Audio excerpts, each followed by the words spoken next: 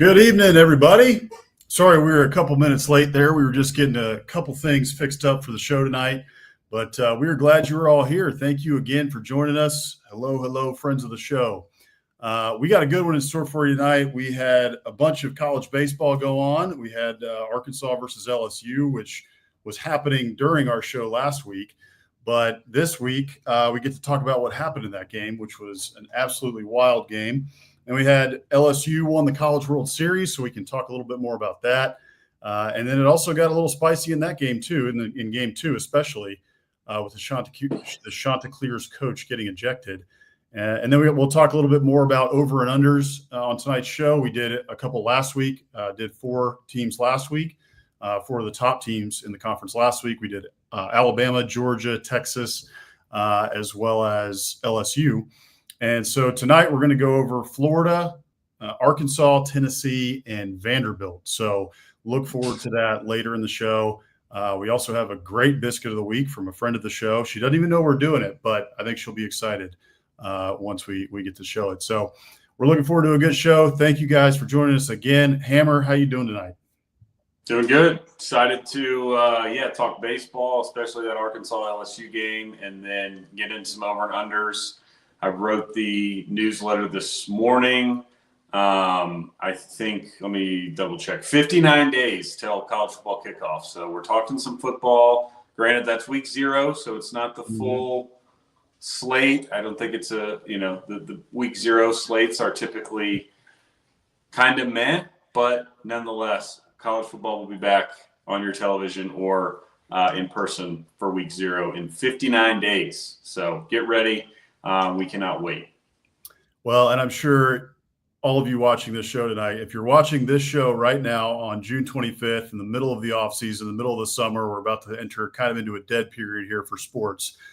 You guys are chomping at the bit, just like us for football. So I don't care what game it is.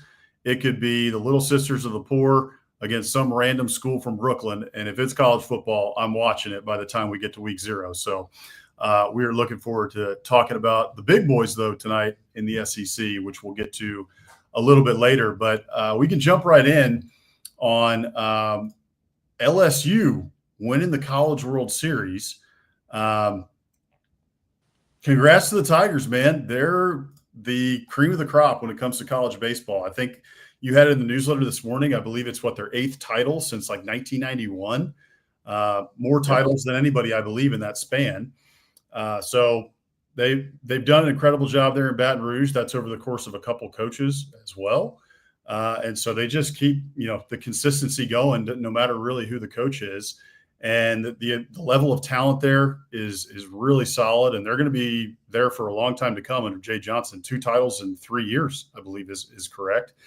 So what were your takeaways from LSU winning the College World Series? And maybe too, I guess before you get into that, we can also talk about Arkansas, like we talked about at the outset of the show, because that was one of the wilder college baseball games I've watched in a long, long time. And we all know college sports gets crazy at times, and we watch, crazy things happen. It's college, and, these aren't the professionals. However, that was one of the crazier ones I've watched in a long, long time.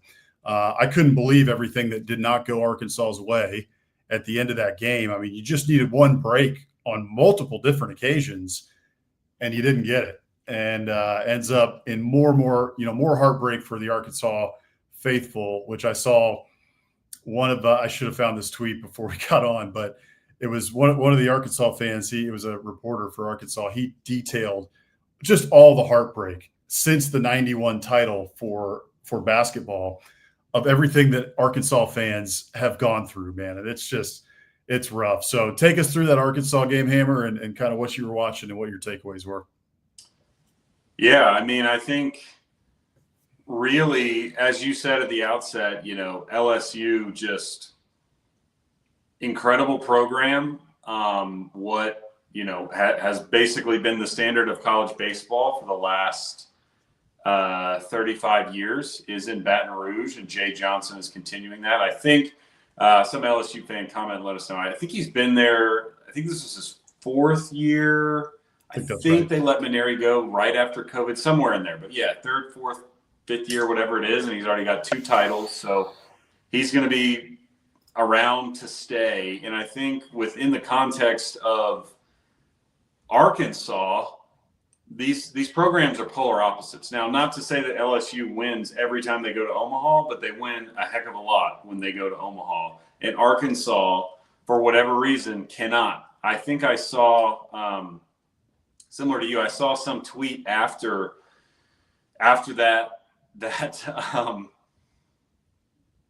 blow up, implosion, I don't know what you want to call it, by Arkansas. And again, I think this was some Arkansas reporter or fan that was just like, the best rivalry in sports is Arkansas getting the third out in the bottom of the ninth in Omaha. They can't do it, and yet again, it came back to bite them. So I feel terrible for Arkansas fans, and I think like there's a saying that I'm probably going to butcher it, but it's something along the lines of like, well, the people that work the hardest are the luckiest, or like luck is waiting for those that put the time in. And so, when I look at this game, I think Arkansas blew it first and foremost. If they make the right plays there, they win the game. The Golden Spikes winner, the best player in America, gets a ball hit to him at shortstop. Picture perfect. 6-4-3 double play, boom, game is over. And instead, Aloy inexplicably decides to take the lead runner when they have a 2-run lead. That runner doesn't even matter. Even if something goes wrong and you don't turn 2, that runner doesn't matter. He could steal home on a wild pitch, and guess what? You're still in the lead. So that was just a bonehead move. And then, then that's where I think the sort of luck comes in, right? Is Arkansas made a boneheaded play. Game should have been over. It wasn't, because they made a bad play after already making an error at the beginning of the inning for that first LSU guy to get on base, and advancing to second on the throwing error. And then LSU takes advantage, right? The next guy steps up, hits a laser beam out to left field. And again, you want to say LSU got lucky, whatever it is, I don't know, but the left fielder totally misjudges the ball off the bat, takes the step the wrong direction, tries to recover, dives, ball ricochets off his body somewhere, 2-run score, tie ball game, winning runs on second. And then Jared Jones, LSU's best hitter, is at the plate, and he just rockets one up the middle that tips off the Arkansas second baseman's glove. I mean, inches. And, and I think the runner from second probably scores if it doesn't tip off his glove, but that sealed it, because then the ball's, dead, barely rolling with any speed out in center field, and the center fielder has no chance to get it. So, again, you can't say enough about how Arkansas should have won that game if they made the plays, but at the same time, like, you have to admire LSU for just not giving up, not giving in, and taking advantage of the opportunity when it presented itself to them. Like, oh, hey, great, we're going to win this game because Arkansas, is fumbling all over themselves. Yeah. It was an implosion. There's no other way to spin it, and I feel for those Arkansas kids, man. That is such a tough way, especially in that spot, right? Like, hey, if that's a midseason series against LSU, it still means a lot, right? It's a big deal. That's a rivalry, and you want to win, but it's still the midseason and you can come back from it. But in Omaha, with as much heartbreak as the Hogs have already had in Omaha before, not to mention the heartbreak in other sports, to go down that way to LSU in that spot, just brutal. But then LSU, goes on to go 2-0 against Coastal Carolina. It was who the pitcher, Cade. Why am I forgetting his name right now? Oh, yeah, Cade Anderson. Cade Anderson. Yeah, Saturday night. Complete game shutout. Eventually ends up winning most outstanding player of the College World Series. And, that was an impressive performance. LSU wins that game 1-0, literally 1-0. So, puts the team on its back and shuts out Coastal. And then in game 2, you had the crazy antics in the bottom of the first, with the Coastal Carolina coach getting tossed, Kevin Schnall, in the bottom of the first inning. And I want to play just like kind of what happened. So for folks who didn't watch the game, you can see the clip here of kind of what transpired in the bottom of the first. So here it is. Every count is potentially a breaking ball count. He throws that curveball or the slider roughly 50% of the time.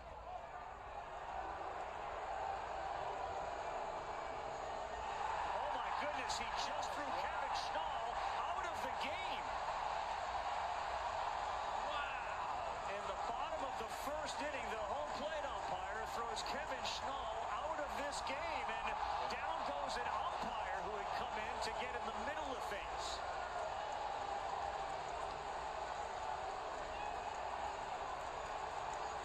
I believe, guys, this had to do what happened at the end of the top of the first with the third base coach for LSU. This seemed to stem from the first base coach. And then Schnall remarkably gets thrown out of the game. A College World Series game 2 in the bottom of the first.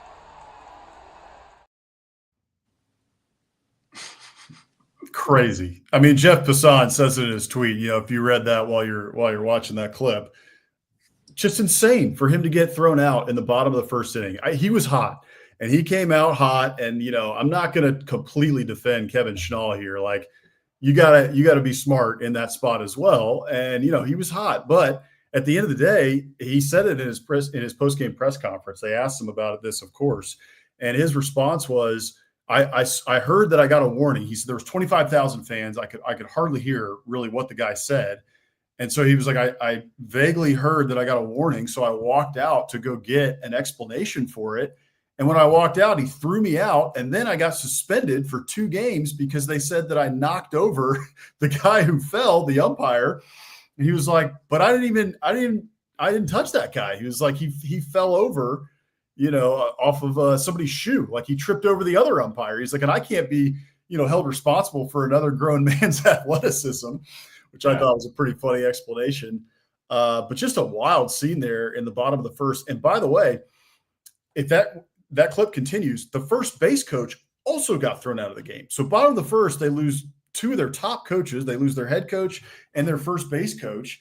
And then from there, they just got to, tough it out and see where it goes. But at the end of the day, LSU ends up winning the game and taking the championship for their 8th since 1991. So give me your thoughts on the whole Schnall bit, and then you can top it off with LSU's holding the trophy. Yeah, I agreed. I thought the Schnall ejection, getting tossed, was pretty outlandish. It's unfortunate, and people could say this about a lot of games, but for some reason it happens often in baseball where it has a term, the ump show, right? Like, sometimes those umpires, for whatever reason, just, I don't know, if it's ego or why baseball lends itself to that, but they get very defensive, reactionary, and oftentimes will have a quick pull like that. And I'm with you. I mean, I would say if you are Schnall, you can't put yourself in that position. I don't think he should have been thrown out of the game. However, understand what's happening right now, and that is you're in a do or die game in Omaha with, your season on the line and a national championship on the line. You have to win today and the following day to not only keep your season alive, but win a national championship. So let's take a bit of a chill pill on, screaming at the umpire, arguing balls and strikes in the bottom of the first inning. Yeah. But again, I don't think what he did warranted being tossed. So I hate this for Coastal. I don't think ultimately it changed the outcome personally.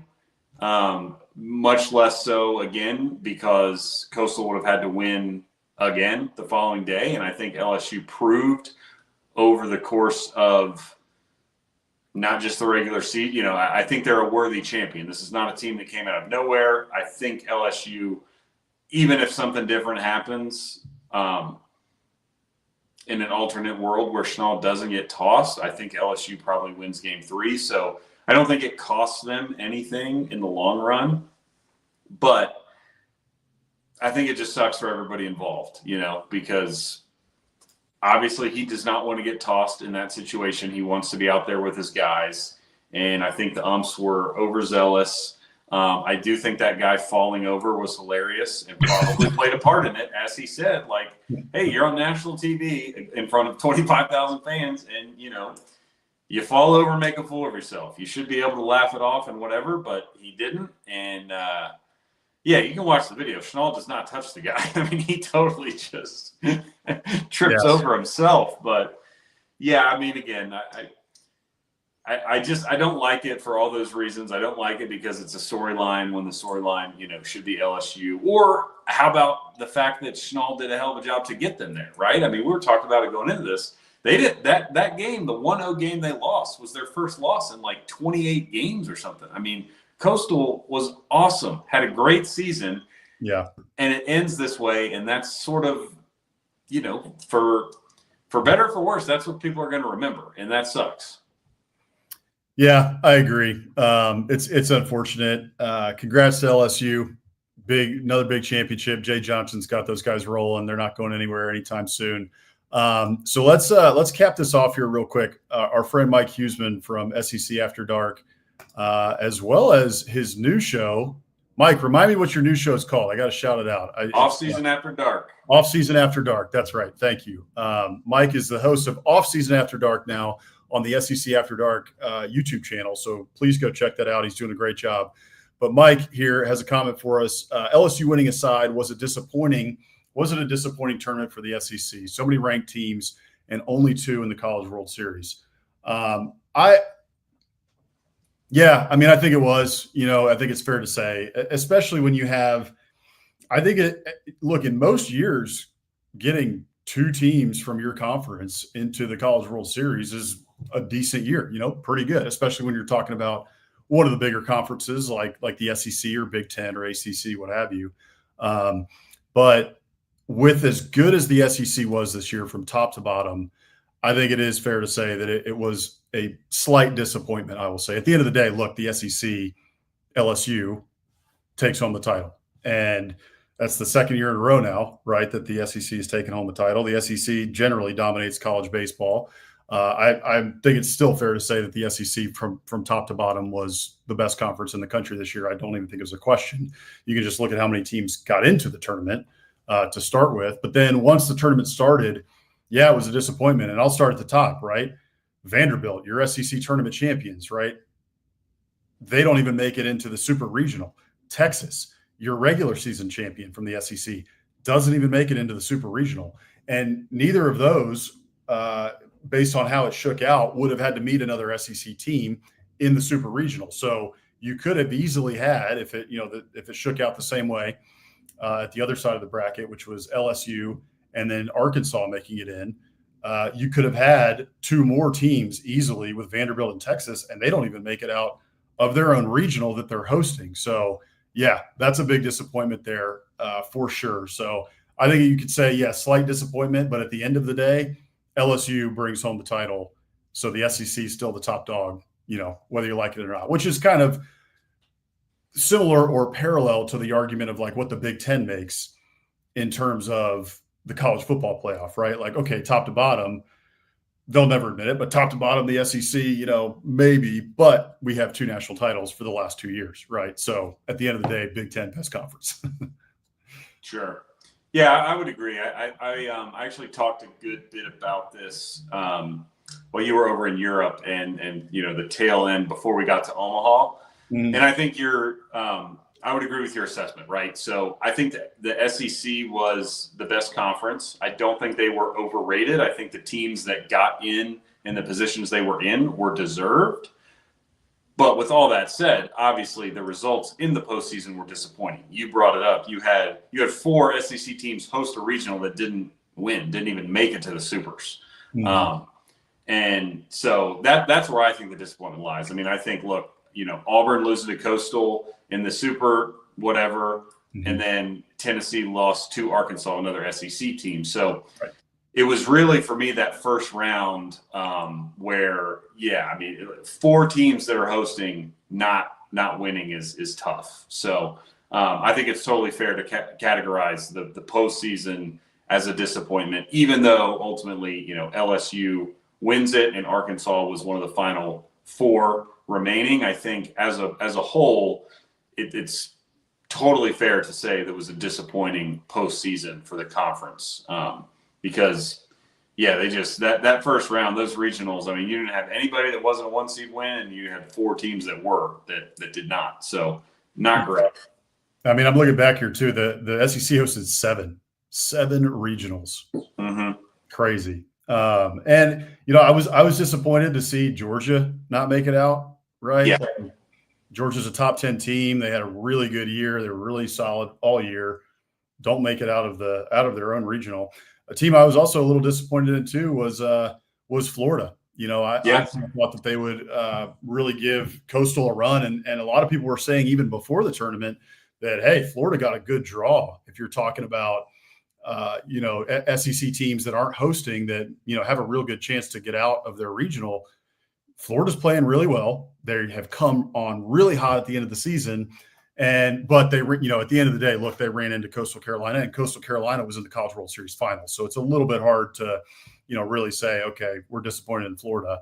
But frankly, I did expect to see a little bit better of a showing from the Gators in that regional, in the Conway regional. So, all right, let's get to the bulk of our show here. But before we do, let's talk a little bit about our friends at the Steer Agency.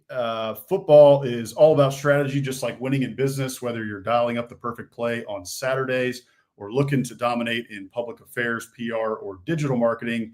You need a team that delivers results. That's where the Steer Agency comes in. They craft winning strategies that get you seen, heard, and ahead of the competition. Don't just play the game, control it.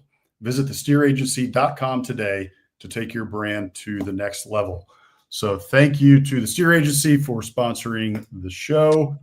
All right, so let's get into what we want to talk about for the most of the show, which is freaking football. I'm pumped to talk about a little bit of football, get into four more teams tonight, talking over-unders.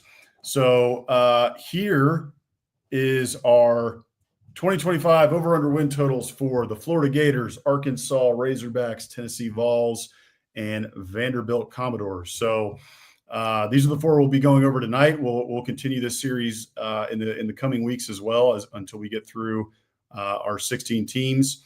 And so we'll have 2 more weeks of this. The Gators, their 2024 regular season, 7-5. They exceeded expectations last year. I think it's very fair to say DJ Lagway came on late in the year after Graham Mertz got hurt. And they were 4-4 in the SEC. Got a couple of big wins in there, and then their win total over under this year 7.5. Arkansas 6-6 last year, 3-5 in conference. Did get that big win over Tennessee at home, which probably saved Sam Pittman's job at the end of the day. Tennessee was 10-2, 6-2 in conference. Made the playoffs last year, but this year, as we all know, as has been talked about ad nauseum, not returning with Nico Yamalieva, who is now at UCLA. Over-under for them, 8.5 going into 2025. And then Vandy, 6-6, 3-5 in conference, also overperformed expectations. They were 7-6 with that bowl win over Haynes King and the Georgia Tech Yellow Jackets. And Vegas, though, thinking they're probably going to take a step back. And their over-under here for 2025 is at 4.5. So we will talk about that one a little bit later. They'll go last. But Hammer, we can drop right in here to Florida. This is Florida's schedule going into the 2025 season. Again, over under here is 7.5. So Vegas has them right at 7.5. These odds on the over under are from FanDuel. So you guys can go search the FanDuel odds on the over under for this season for the SEC and find all of them. But sick of finding all these logos. I don't even know who LIU is. There's actually a crazier, more the most EA Sports created team looking logo I've ever seen in my life is coming up, and I think it's on Vandy's schedule, maybe. I don't know. We'll talk about it later. But LIU to open the season for Florida. That is in Ben Hill Griffin Stadium. Then you get USF, the thorn in the side of Alabama. LSU on September 13th. Miami, that's a tough little stretch there. On September 20th, you get a bye on the 27th. Then you play a rubber match against Texas after Texas absolutely beat the brakes off you last year in Austin. Texas A&M, you have to go to Kyle Field this year after A&M beat you in Ben Hill Griffin last year in the Swamp. Then you get Mississippi State. Neutral site game, as always, in Jacksonville against Georgia. Then you get Kentucky, Ole Miss, Tennessee, and then Florida State, who we'll see how they are to end the year. So, Hammer, give me a little bit. What are you looking at with this schedule with Florida, and are they going to go over or under 7.5?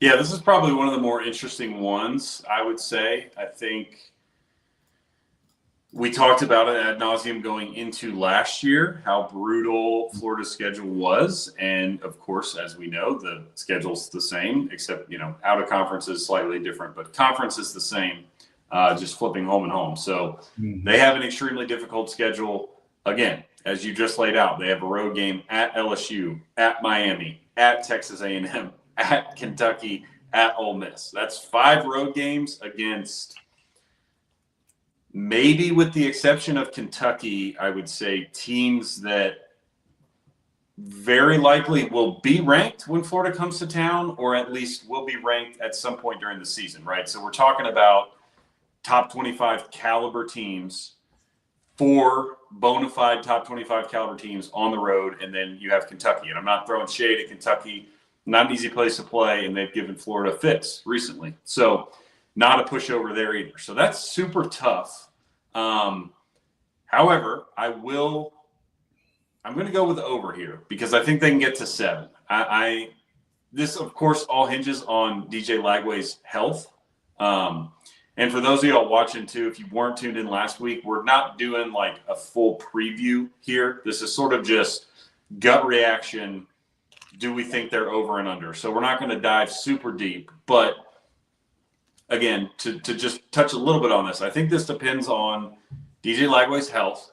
Of course, if he's not in, they're going to struggle. But if he is around, I like them to get to 7 because I look at the schedule and I think, Long Island University, South Florida, 2 wins, Mississippi State, 3 wins. I think they beat Florida State at home, no problem. That's 4 wins. And I would definitely lean, as I said, Kentucky's no pushover, but I got to see a lot from them before I think that they're going to beat Florida even at home. So that puts them at 5. So I just need them to get, 2 out of LSU, Miami, Texas, A&M, Georgia, Ole Miss, and Tennessee. And when I look down that list, I see a lot of teams that also have a ton of question marks, right? LSU, we've talked about their, what are they going to be on defense? What's our offensive line going to be? Miami was a lot better than I thought they would be last year, so maybe I shouldn't feel this way. I still think Miami just is overrated perennially. I'm not a believer in Carson Beck and what they have going on down there.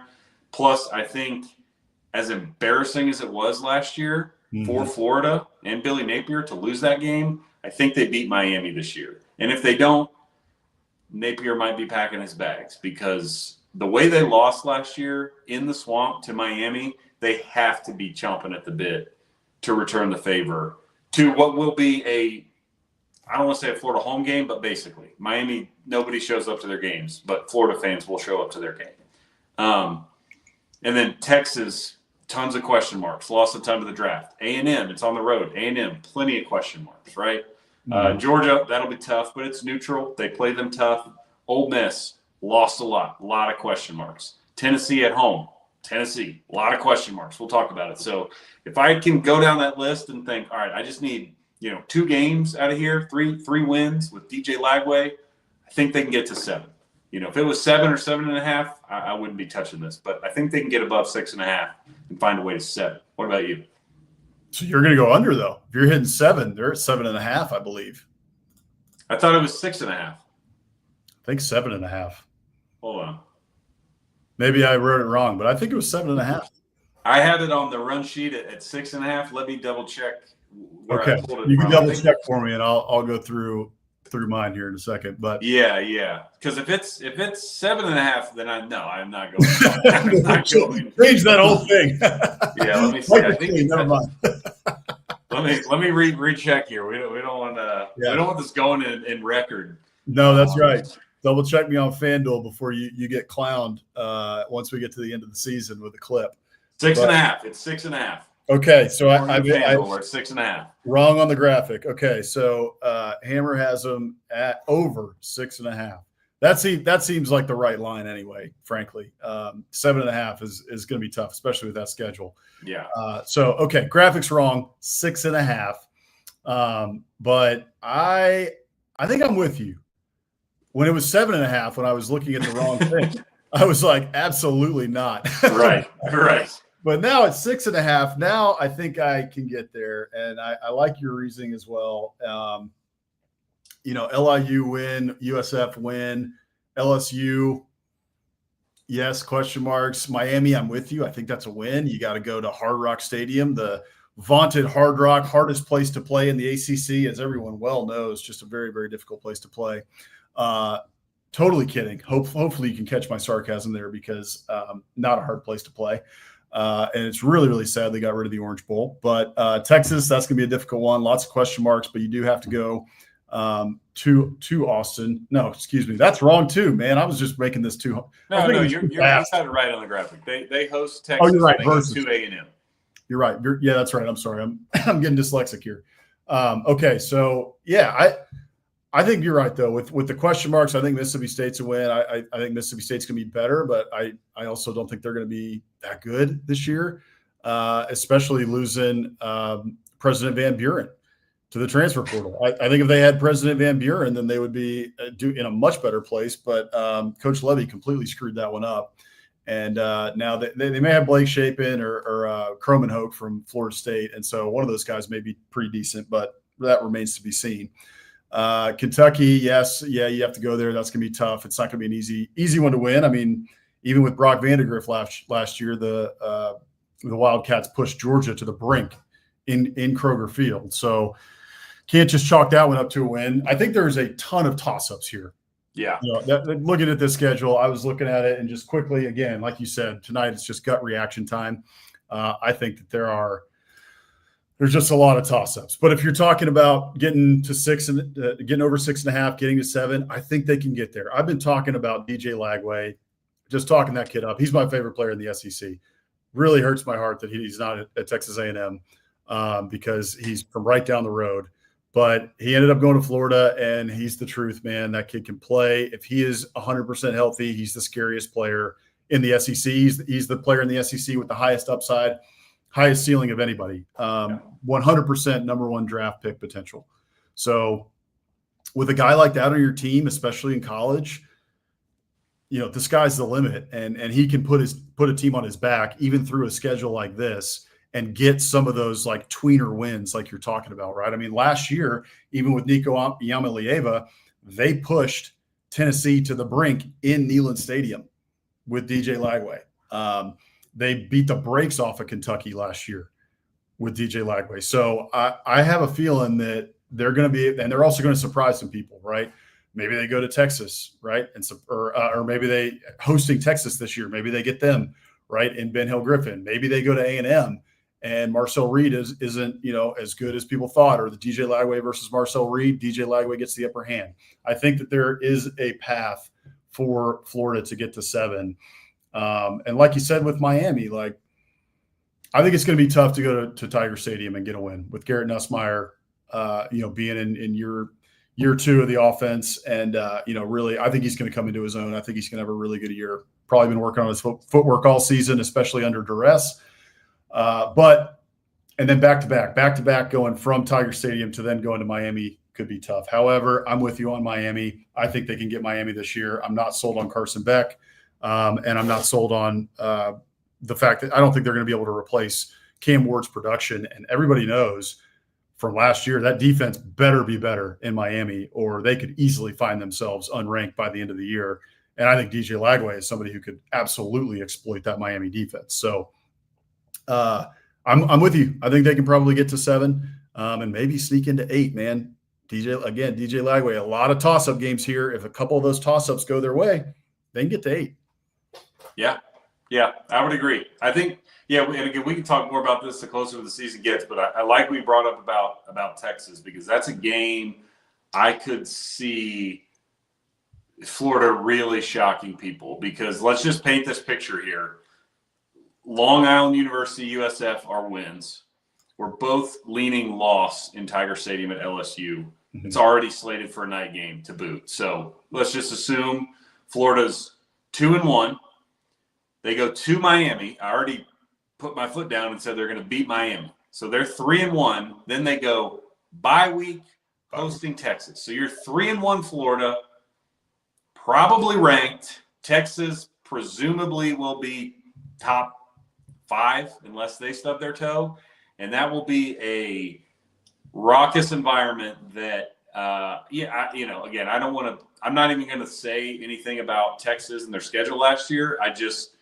That environment will be extremely challenging for the Longhorns, and something that they did not face a lot of last year through no fault of their own, but their road games were not like that. And so getting them relatively early in the season in week 5, I'm just saying, I got the Brian Windhorse, something might be going on in Gainesville October 4th. I'm with you. Also, right, if they're 3-1 going into that game, that's an SEC Nation type game, maybe a college game day type of game, crazy atmosphere, right? Not only at night, but also leading all the way up to the game. And that would be a night game. I would bet you it's a night game, or maybe the 3:30 ESPN game. Yeah. So that one is one to circle on your calendar, because that will say a lot as to where Florida is, especially if they're 3-1 going into that game, like both of us think they will be. Yeah. So, all right, let's move on to our next one. Let's go to Arkansas here. All right, let me I'll intro them so you can get first crack at over under. So, as you can see here, last year Arkansas 6-6, 3-5 in the league.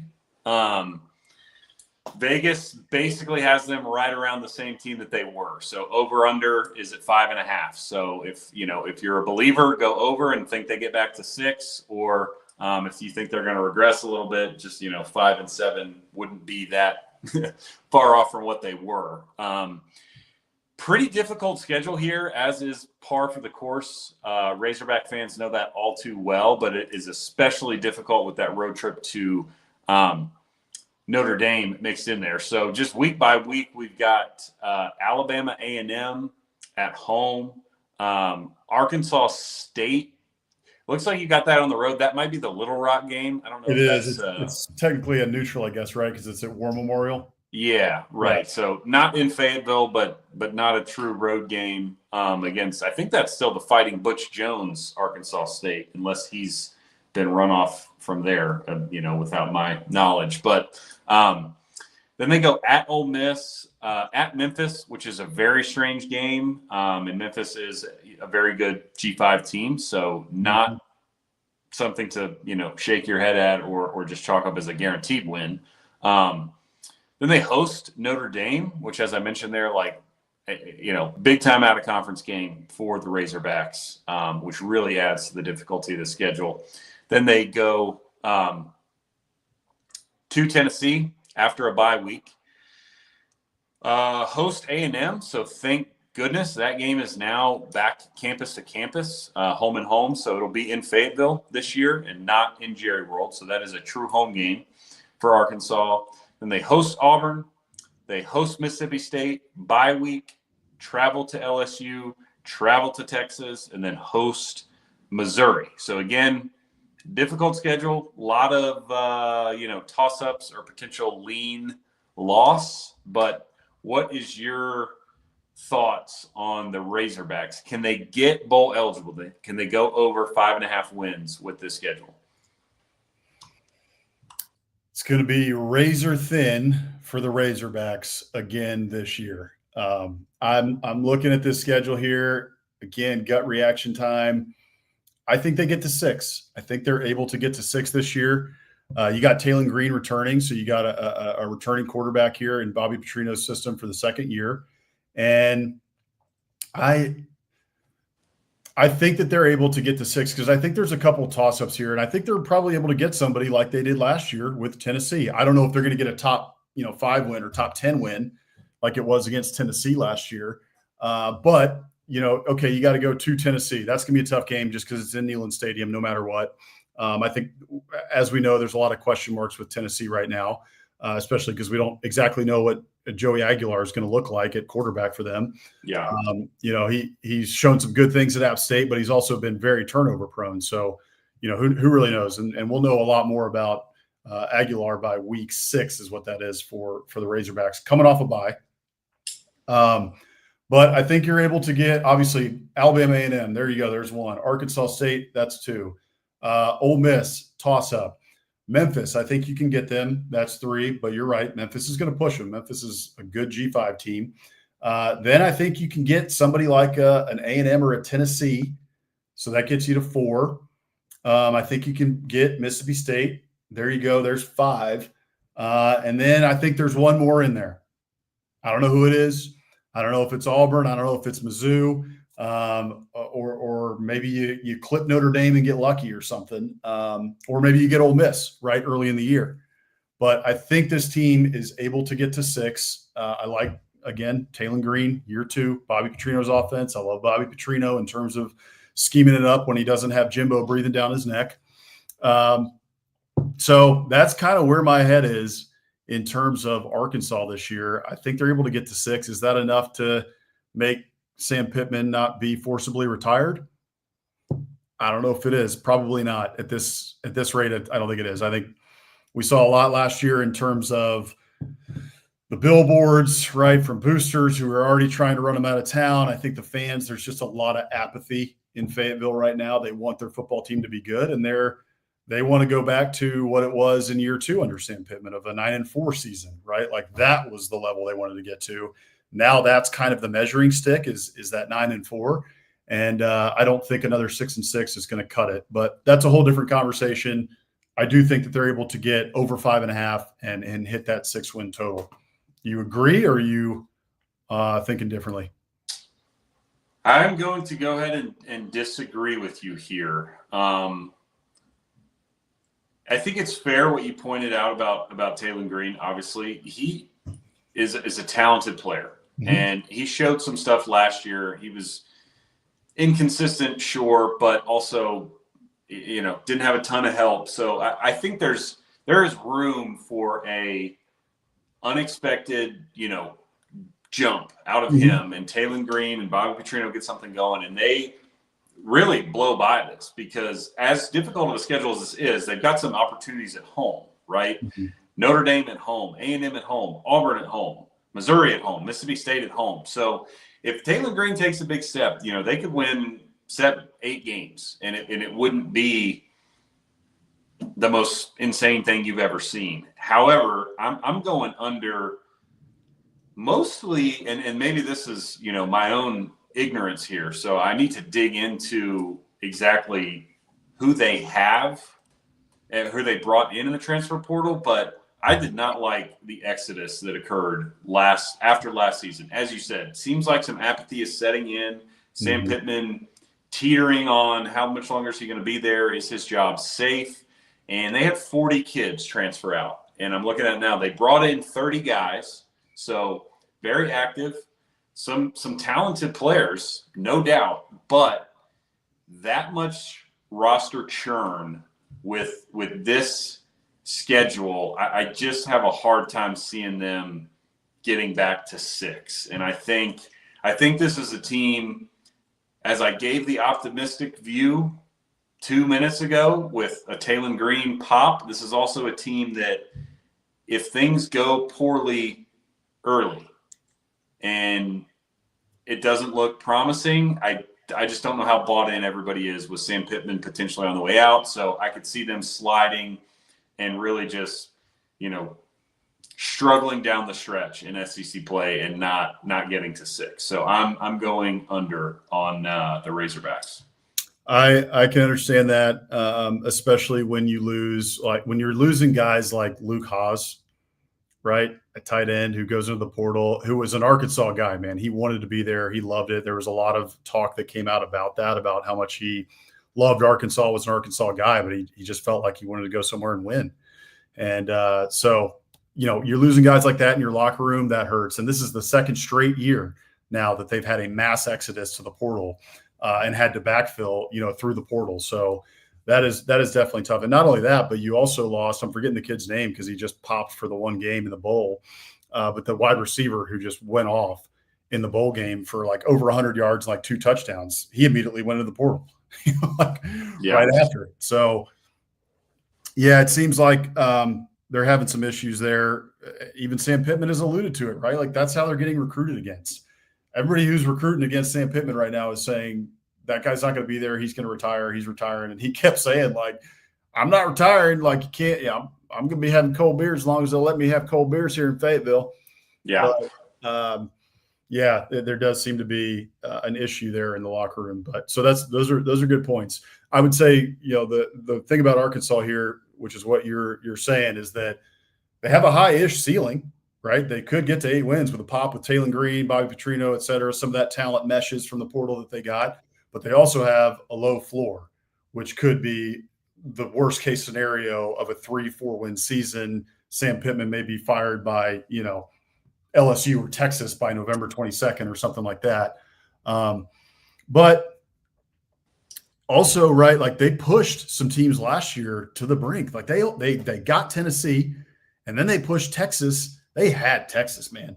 They had them, and almost got them. So there's still some things to be excited about if you're a Razorback fan going into this year because of that. What you did last year, you didn't get those wins, but you were darn close on a couple of those. So there's, again, a high ceiling, and a low floor for them. So we'll see, man. It could go either way. No doubt. Yeah. I think for me, just looking at the schedule and the way it breaks down, the 4-game stretch, Ole Miss, Memphis, Notre Dame, Tennessee will define it. Because coming out of that 4-game stretch, they have 3 straight home SEC games, which, again, if they come out of that feeling good, their chest puffed out, they could beat A&M, they could beat Auburn, they could beat Mississippi State at home, certainly, all those teams. But if they limp out of that 1-3 with their only win at Memphis, and let's say 2 of the losses are blowouts, right? Ole Miss blows them out, Notre Dame blows them out at home, then I could see things spiral. So we'll see. Again, I think it's a fascinating team, as our buddy Mike just said. You put the comment up there. They lost more transfers, so I think that's one of those things. When you have that much turnover, from the outside looking in, it's not a good sign. However, they could hit. I mean, what do we know, right? Those guys could hit. They could have brought in a ton of studs, and they'll win ball games. Yeah. Rick, good to see you. Rick and Bonnie, thanks for joining us. As always, good to see you guys. Last thing I'll say on Arkansas before we move on, because we got to move on here. We're going to give you some more free football again tonight. But Arkansas, so looking at the schedule one more time here, look at those first 4 games. You easily could be 4-0. Not easily. It's going to be a little bit difficult going into Vaught Hemingway and getting a win against Ole Miss, but that's your toughest game in those first 4 games. You could be 4-0 heading into that Notre Dame game. And who knows what happens, right? Okay, we're thinking Notre Dame's a loss. So then you could be 4-1 going into that bye week. And if you're 4-1 going into the bye week, there's a little bit of buzz around the program. All right, we're going to Tennessee. Like Joey Aguilar, we'll see how he looks. How does this Tennessee team look? There's a lot of new receivers. There's a lot of new things going on in Knoxville that Josh Heupel is going to have to mesh. And, it's going to be a much different team than it was last year. So, again, some interesting things in Fayetteville, very interesting team, high ceiling, low floor, could go a lot of different ways. Probably, I would say, one of the most interesting teams, if not the most interesting team in the SEC this year, because of the schedule, because of the turnover in the portal, and because of where we're at with Sam Pittman. Yeah, I would agree. I think there's a lot to follow with the Razorbacks. Yeah. Okay. So Tennessee here. That's our next team. Tennessee. They're over under here, 8.5. And they get Syracuse to open the season. That's actually a neutral site game. Then you get East Tennessee, Georgia, and UAB. So they really don't have like a true away game until September 27th when they head to Starkville to play Mississippi State. Then you got a bye. Then you get Arkansas at home. And then you got the third Saturday in October. You have to go to Alabama this year. And then Kentucky and 2 straight home games there, November 1st and November 15th, Oklahoma, then a bye week, and then New Mexico State. And then you get Florida in the Swamp this year. Florida, like we talked about earlier when we went over the Gators, Florida pushed Tennessee last year in Knoxville to the brink. Before they ultimately fell. And then you get Diego Pavia's Vandy, who is going to run Tennessee this year to finish the year. And you get them in Neyland. So what are you looking at here for Tennessee? Over under 8.5. This one was another tough one. You'll probably notice a theme here, not just on our show, but any preseason over under talk. Vegas knows what they're doing, shocker. So this is kind of right on the money. And to be honest, I don't even have a ton for this. I feel like we talked more about Arkansas and Florida in terms of like reasonings here. But to be honest with you, I'm going to go under here. And the reason is I don't know who's playing quarterback. I don't know if it's Joey Aguilar. Even if it is, I have zero idea what to expect out of him after his up and down 2 seasons at App State, him coming in post-spring anyway. So, like, is he even going to be comfortable by the time, they play Georgia week 3. Is Joey Aguilar going to know what the heck he's doing on offense when they play Georgia? I don't know. So that's probably a game you chalk up as a loss, even if you're getting the best Joey Aguilar. But I just think this team, to me, without any experience, at least in the program at quarterback, and with losing, Sampson, the running back, you mentioned multiple receivers are gone.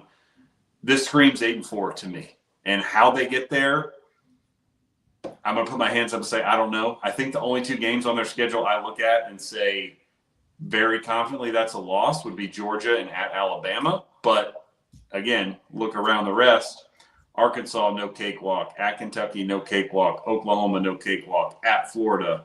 And with the inexperience, I just think this is, to me, has the makings of a good but average SEC team that – one way or another, as we've seen our alma mater A&M do it, a million different ways, they end up at 8-4 at the end of the year. I think that's where the Vols will find themselves. How about you? That's my feeling as well. My gut here is that this is kind of a mulligan year for Josh Heupel, right? I think that if he overperforms, if he gets to 9 wins with this team, it's the best coaching job he's done, and that includes a playoff team last year, right? Yeah. Fair. Just because of all of the craziness that surrounded Nico in the offseason. He had a total headache, an unnecessary headache on his hands, and had to deal with all of that, a total distraction in the locker room when they should have been getting ready, right, and getting into spring practice and all of that different stuff, getting into the spring game. And instead they were dealing with a diva quarterback and his dad who, played themselves out of $1 million or more.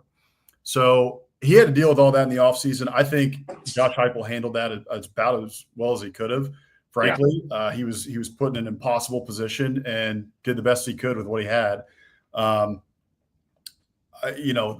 They tried to go get another quarterback in the portal, did the best they could with Joey Aguilar. I know that there's talk that they made overtures to starting SEC quarterbacks through the grapevine to see if they could draw them into the portal, and were unable to do so. So, maybe Joe Aguilar's good. Maybe it's Jake Merklinger, and maybe they're great, right? We have no idea. And we also don't have any idea how they're going to mesh with these new receivers that Tennessee has. I think they lost 3 receivers, 3 of their top receivers from last year. Somebody can double check me on that. But I know they lost Brew McCoy. They lost Squirrel White. Yeah. So, two guys that they were playing. Brew McCoy was gone for sure, but he declared, and then Squirrel White left in the portal. So they were counting on Squirrel White to do a lot this year. He ends up leaving.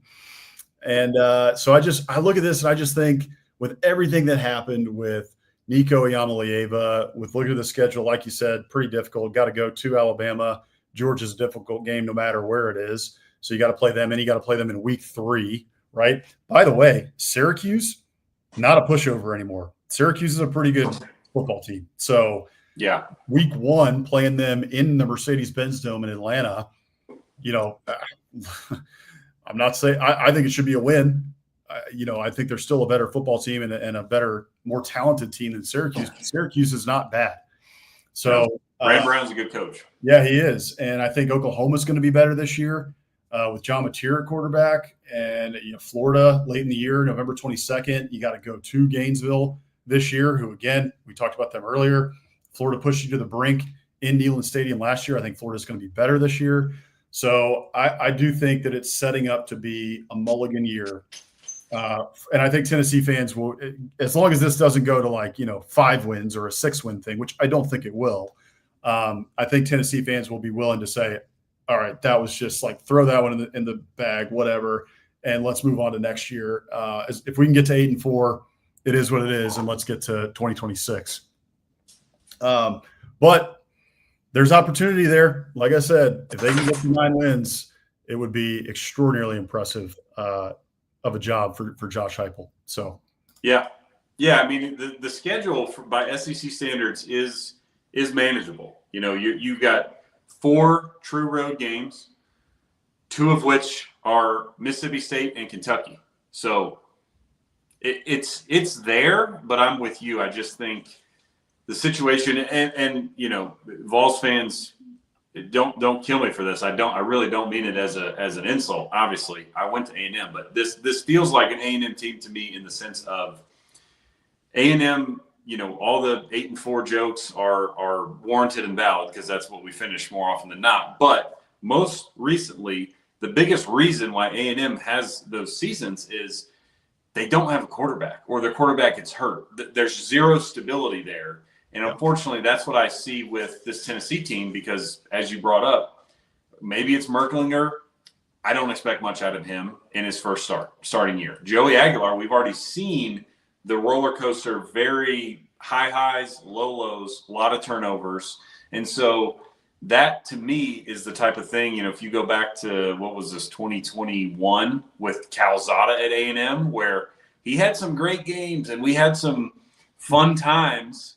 And then he had some bad games, and you look up at the end of the year and you're 8-4. That's just the feeling I get is, hell, they could go to Alabama and win, sure. But then next week, Oklahoma is going to clean their clock in Neyland because Aguilar throws 3 picks. That it just has that feeling to me where they were dealt a bad hand at the end of spring.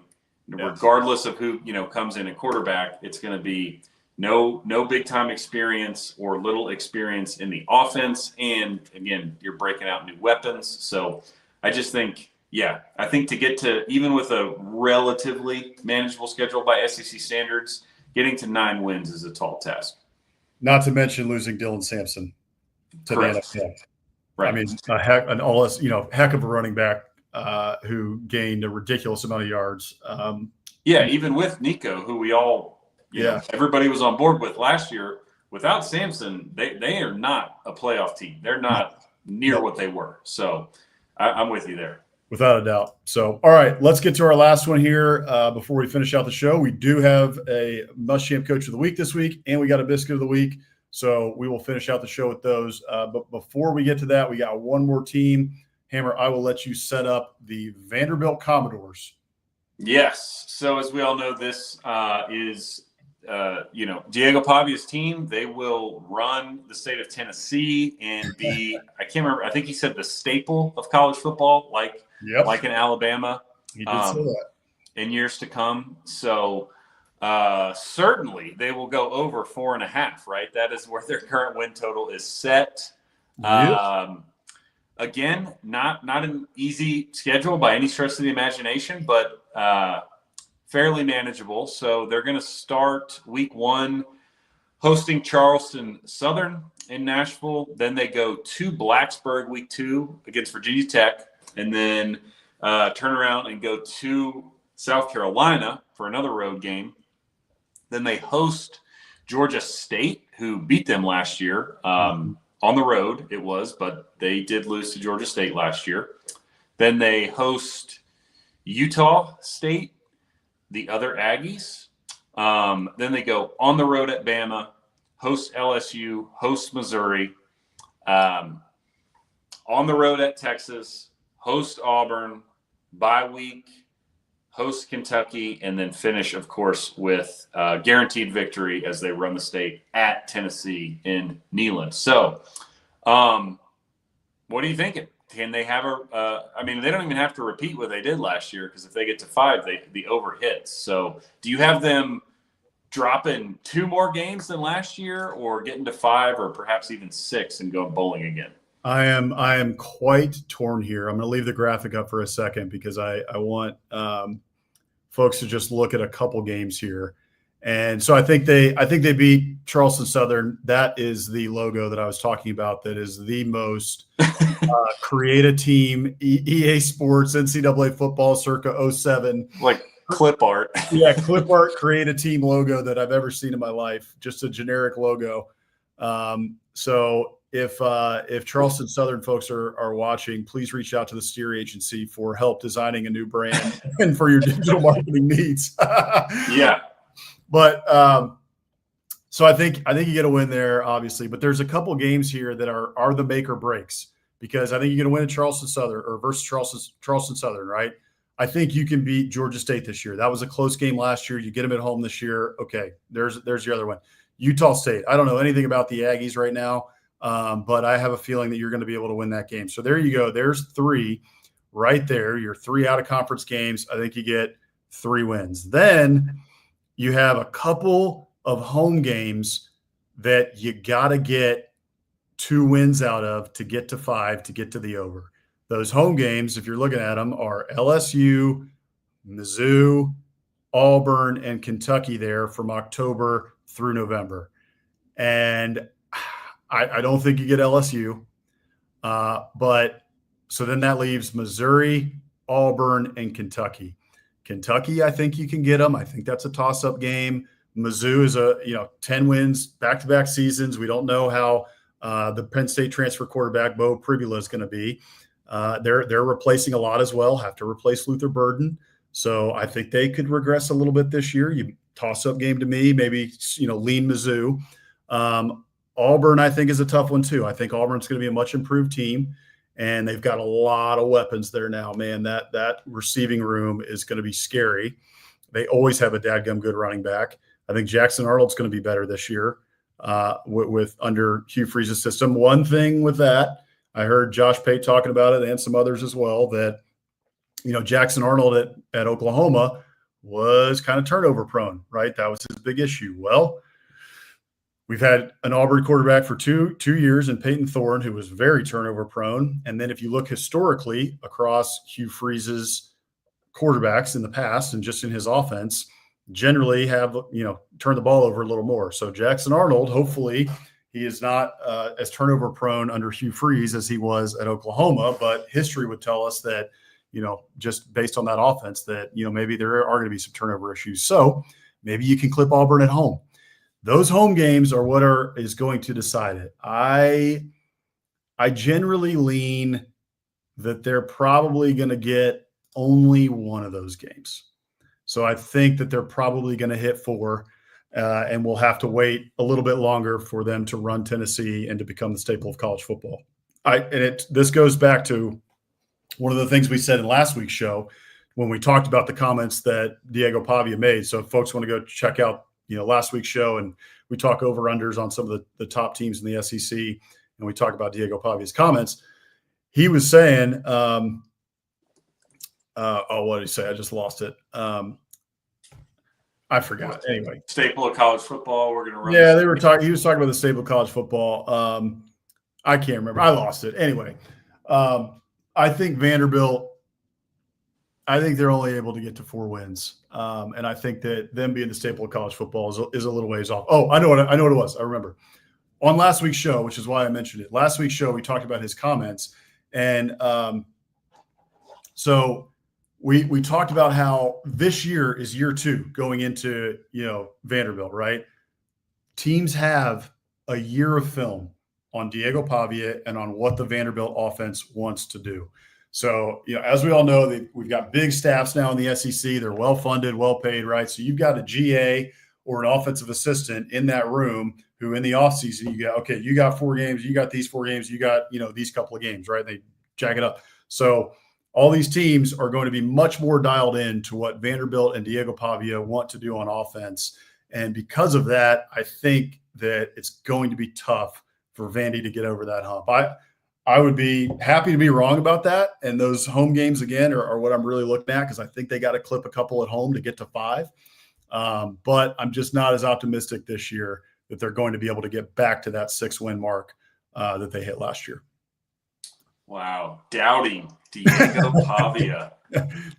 He just clipped that already, man. That's bulletin board material. He is listening to the Biscuits SEC show, and I know he's pissed. Yeah, he is a big fan of the show, so he's definitely listening. That's true. I'm gonna disagree with you here as well. And for me, it hinges on week 2. Going to Blacksburg to play Virginia Tech. In my calculations, I'm chalking that up as a win. Whoa! A night game in Lane? Wow. Diego ain't scared of nothing. And sorry, Virginia Tech. I don't think Virginia Tech is very good. They were very disappointing last year. Lost 30 guys to the transfer portal. I know they brought a ton in, but similar to Arkansas, I just don't know what's going on there with Brent Pry. I think I'm just betting on Diego Pavia, and in order to bet on him to get to 5, I need this win, basically. Because in that, if they can beat Virginia Tech, I think they go 4-0 in the non-con, right? You beat Charleston Southern, you beat Georgia State, you beat Utah State. And then I just need them to win a single SEC game. Yeah. And I think, like you said, they can clip somebody. They can clip Missouri. You said 3-0. 3-0 in the non-con. Then they need 2 because you don't have 4 in the non-con. 4 in the non-con. Virginia Tech non-con. Oh, they got 3 cupcakes. Virginia Tech. You're right. I'm sorry. I'm crazy. You're right. Okay, so 4-0 in the non-con. So then you got to get 1 in the SEC. Right. Who do you think they clip? Just give me 1. Kentucky, Missouri. If I had to put money on it, it would be Missouri or Kentucky, for sure. Mm-hmm. But Diego Pavia is Hugh Freeze's daddy, so he might as well beat him again. He owns Alabama, baby. That's right. He owns Alabama. So, no, I think, if I was a betting man, I'd say Kentucky or Missouri. But,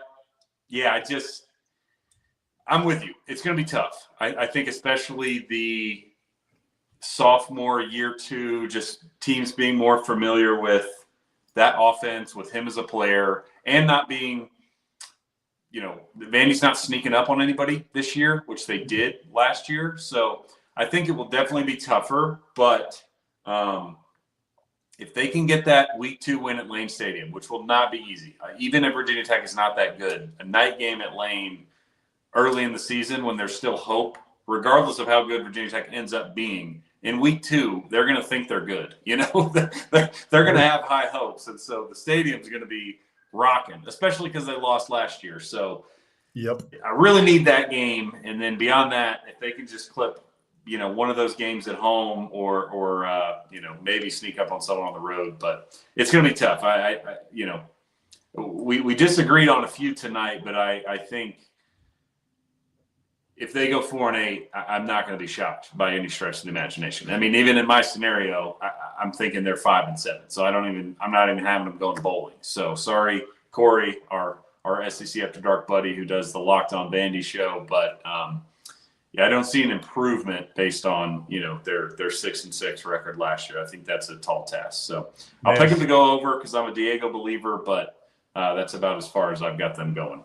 That is a bold prediction there. I'll just say, man, so for folks who have watched the show for a while, you know that we have some Virginia roots, having grown up for part of our life in Charlottesville in Virginia. And so I actually visited Virginia Tech when I was looking at schools. This is going to date me a little bit, but I went to a Thursday night game to check out the campus. We went to go see Tyrod Taylor was the quarterback, and they played UNC in a night game on Thursday night on ESPN. Crazy atmosphere, absolutely awesome. And Virginia Tech has slid since then. They're not the Virginia Tech of that era or before, but it kind of doesn't matter. Those fans show up for those games, even if Virginia Tech is mediocre. They show up and they tailgate, and they're in that stadium, man. And it's kind of like South Carolina. I would make that comparison in terms of, even if South Carolina is going to be 4-8 or not that good, those fans are rabid. They love their team, and they show up no matter what.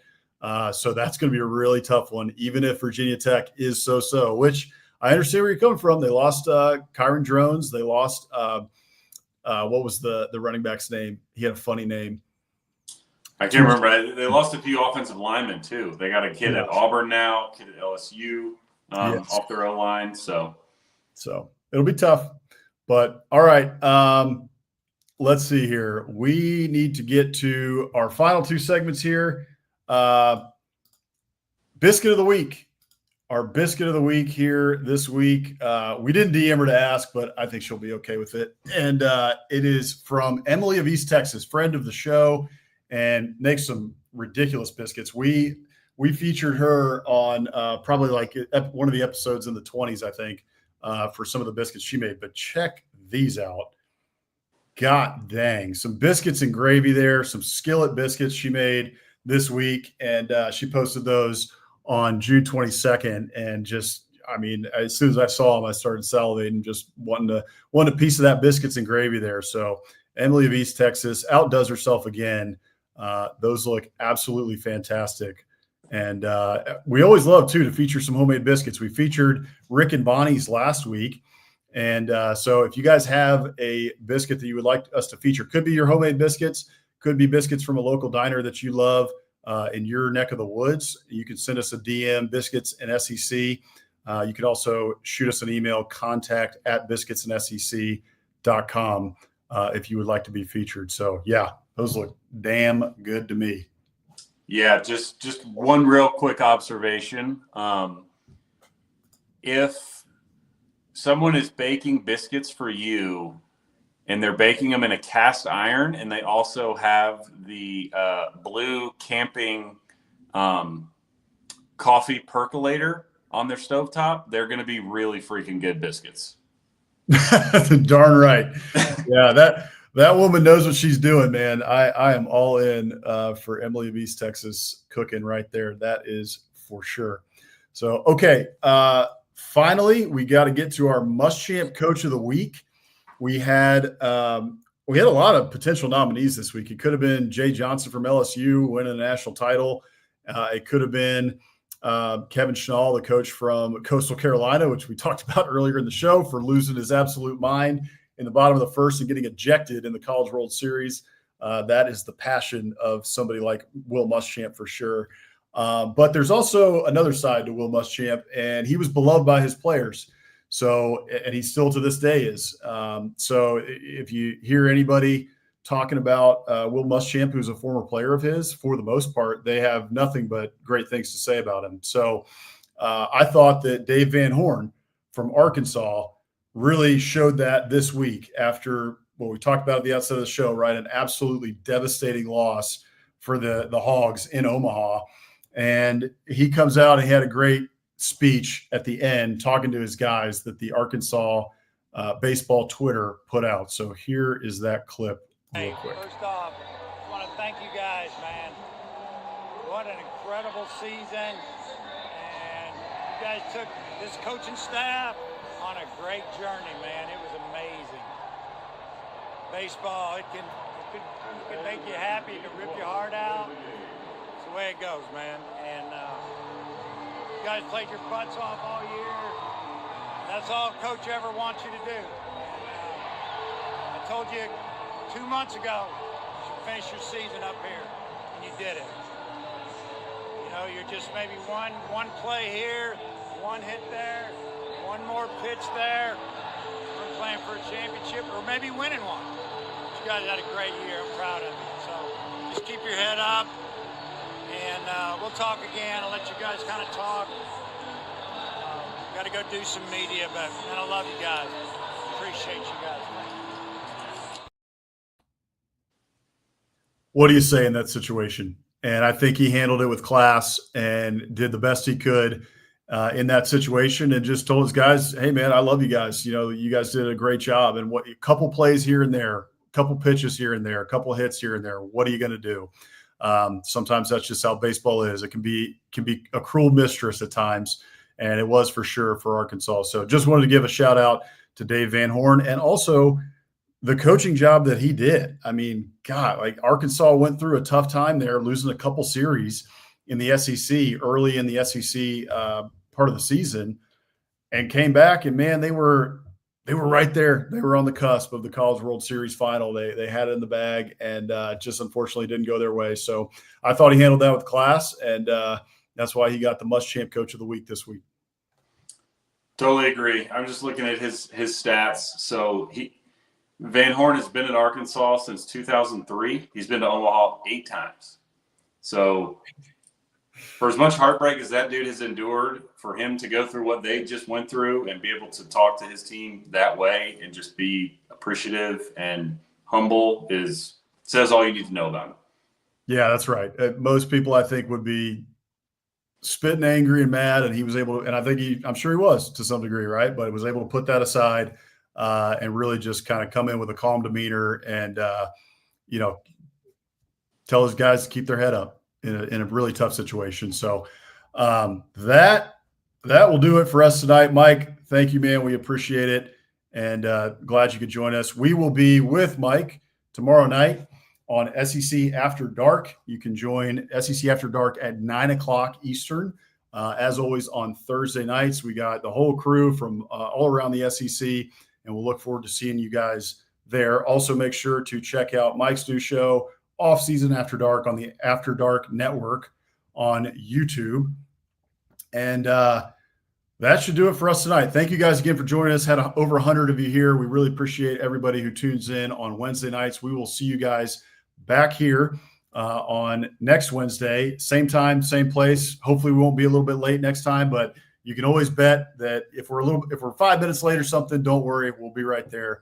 And so with that, also be sure to go ahead and sign up for the Morning Biscuits newsletter. You can sign up for that at biscuitsandsec.com/newsletter.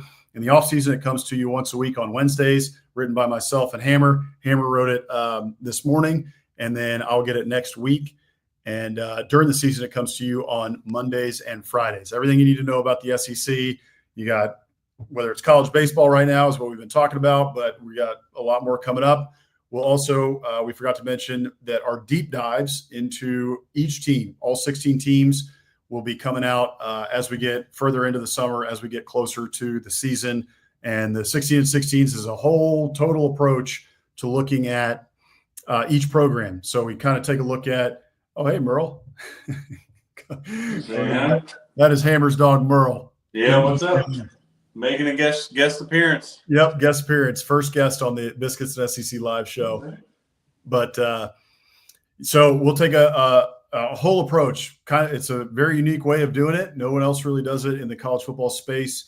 But we look at everything from NIL to investment in the program, if they're doing any upgrades in terms of facilities. So we take an overall total look at the program, and then we dive deep into what that means for, okay, let's look at what does that mean for this upcoming season. So be on the lookout for those. We'll revive the blog for that.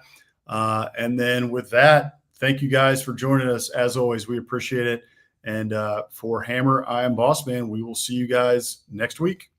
Appreciate y'all.